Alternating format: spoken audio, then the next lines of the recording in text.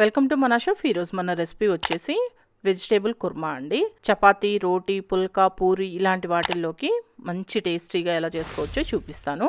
యాక్చువల్గా ఈ రెసిపీని మన సబ్స్క్రైబర్స్ ఒకరు అడిగారండి, చాలా రోజుల నుంచి అడుగుతున్నారు. మీరు కూడా ఒకసారి ట్రై చేయండి, టేస్ట్ బాగుంటుంది.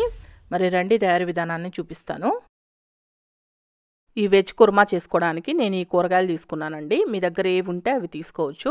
నేనైతే 2 బంగాళదుంపలు, 1 క్యారెట్, 1 టమాటా, 10 లేదా 12 బీన్స్, ఒక 3 టేబుల్ స్పూన్ల దాకా పచ్చి బఠానీలు తీసుకున్నాను. వీటితో పాటు మీకు కావాలి అంటే క్యాలీఫ్లవర్ వేసుకోవచ్చు, మీల్ మేకర్ కూడా వేసుకోవచ్చు అండి. ఇప్పుడు వీటిలన్నింటినీ నేను ఇక్కడ చూపించినట్లు ముక్కలుగా కట్ చేసుకొని పక్కన పెట్టేసుకోండి. బంగాళదుంపలను మటుకు ఇలా నీళ్ళల్లో వేసి పెట్టుకోండి. ఇలా నీళ్ళల్లో వేయడం వల్ల మనకి ముక్కలు అనేవి కలర్ మారకుండా ఉంటాయి. అలాగే ఈ సైజులో 2 ఉల్లిపాయలు తీసుకొని ఇలా చిన్న ముక్కలుగా కట్ చేసి పక్కన పెట్టేసుకోండి.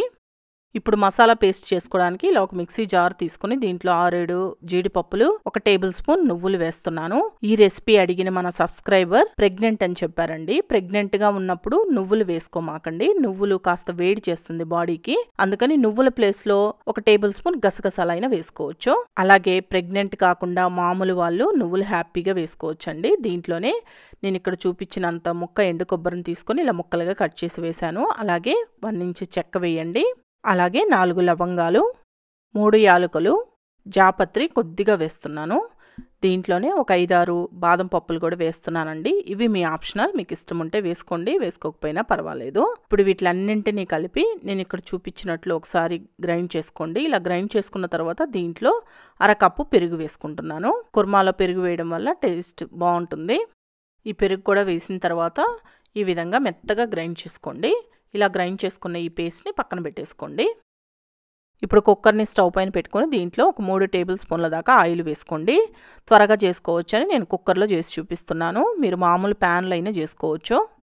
ఇప్పుడు ఆయిల్ కొద్దిగా వేడెక్కిన తర్వాత ఒక బిర్యానీ ఆకుని ఇలా తుంచుకొని వేసుకోండి. దీంట్లోనే ఒక 1/2 టీ స్పూన్ దాకా సాజీరా వేసి వేయించండి. ఈ సాజీరా కూడా వేగిన తర్వాత మనం ముందుగా కట్ చేసి పెట్టుకున్న ఉల్లిపాయ ముక్కలు వేసి వీటిని లైట్గా మెత్తబడేంత వరకు వేయించండి. ఒక 2 నిమిషాలు వేయించుకోండి, సరిపోతుంది. ఇప్పుడు ఈ ఉల్లిపాయ ముక్కలు కూడా కాస్త వేగిన తర్వాత దీంట్లో 2 లేదా 3 పచ్చిమిరపకాయలని ఇలా ముక్కలుగా కట్ చేసి వేయండి. అలాగే ఒక రెమ్మ కరివేపాకును కూడా వేసుకొని వేయించుకోండి. ఇప్పుడు ఈ కరివేపాకు కూడా లైట్గా వేగిన తర్వాత 1 టేబుల్ స్పూన్ దాకా అల్లం వెల్లుల్లి పేస్ట్ వేసుకొని ఈ అల్లం వెల్లుల్లి పేస్ట్ పచ్చి వాసన పోయేంత వరకు వేగనివ్వండి.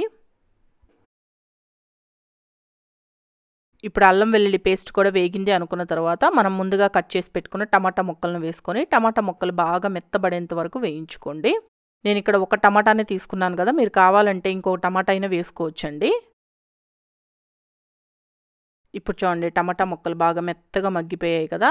ఇలా వేగిన తర్వాత ఇప్పుడు దీంట్లో మనం ముందుగా మిక్సీకి వేసి పెట్టుకున్న మసాలా పేస్ట్ మొత్తాన్ని వేసుకొని ఫ్లేమ్ని మీడియం ఫ్లేమ్లో కానీ లో ఫ్లేమ్లో కానీ పెట్టేసి కలుపుతూ వేయించండి. ఈ మసాలా పేస్ట్ అనేది బాగా వేగి మీకు ఆయిల్ సపరేట్ అవుతుంది, అలా వచ్చేంత వరకు వేయించుకోండి. మీరు మధ్య మధ్యలో కలుపుతూ వేయించండి, లేకపోతే అడుగంటేస్తుంది. ఇప్పుడు చూడండి, బాగా వేగింది, ఆయిల్ సపరేట్ అవుతుంది కదా. ఇలా వేగాలండి, ఇలా వేయించుకుంటేనే టేస్ట్ బాగుంటుంది. ఇలా వేగిన తర్వాత ఇప్పుడు దీంట్లో మనం ముందుగా కట్ చేసి పక్కన పెట్టుకున్న ఈ కూరగాయ ముక్కలన్నింటినీ వేసుకోండి. దీంట్లో ఇంకా మీ దగ్గర మీల్ మేకర్ ఉంటే మీల్ మేకర్ కూడా వేసుకోండి, బాగుంటుంది టేస్ట్. ఇలా కూరగాయ ముక్కలన్నీ వేసుకున్న తర్వాత ఒకసారి కలిపేసి దీంట్లోనే కారం 1 టేబుల్ స్పూన్, మీరు కారం ఇంకాస్త ఎక్కువ తినే వాళ్ళైతే కొద్దిగా ఎక్కువ వేసుకోండి.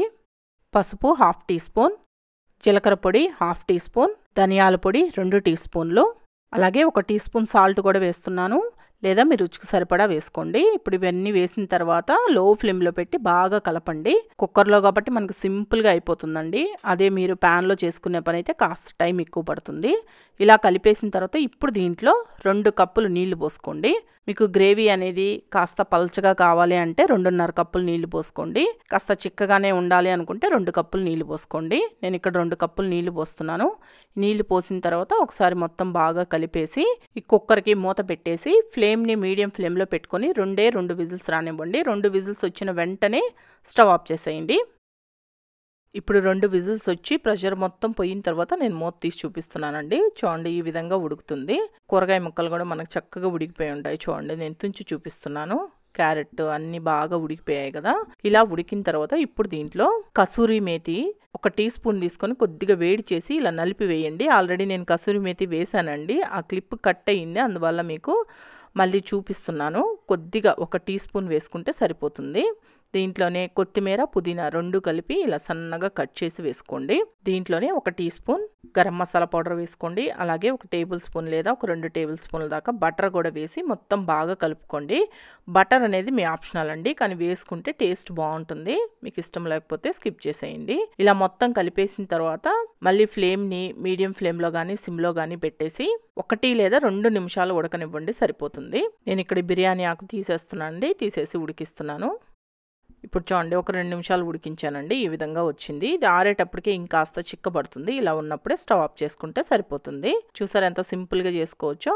ఇది చపాతీలోకి, పరాటా, పుల్కా ఇలాంటి వాటిల్లోకి చాలా రుచిగా ఉంటుందండి. ఇంకెందుకు ఆలస్యం, మీరు కూడా ట్రై చేసి టేస్ట్ ఎలా ఉందో చెప్పండి. ఈ వీడియో మీకు నచ్చితే మన షెఫ్ ఛానల్ని సబ్స్క్రైబ్ చేసుకోండి, లైక్ చేయండి, షేర్ చేయండి, కామెంట్ చేయండి.